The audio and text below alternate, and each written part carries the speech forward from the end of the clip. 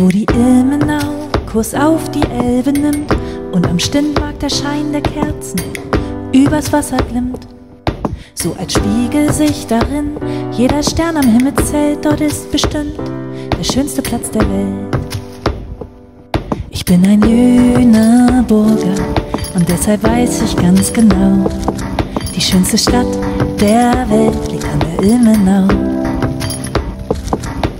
Und habe ich einmal einen freien Tag, fahr ich in die Stadt, mach nur das, was ich wirklich gerne mag. Und dann wandel ich die Schröderstraße lang, ganz ohne Hast, vorbei am Rathaus zum Lambertiplatz.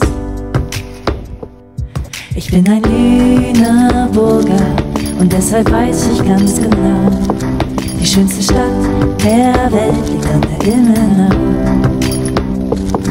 Ich bin ein Lüneburger und deshalb weiß ich ganz genau, die schönste Stadt der Welt liegt an der Ilmenau. Was soll ich denn in Bayern, in Hessen oder Rheinland-Pfalz? Das ist alles eine Suppe und in der fehlt's an Salz. Bin ein Lüneburger und deshalb weiß ich ganz genau, die schönste Stadt der Welt liegt an der Ilmenau.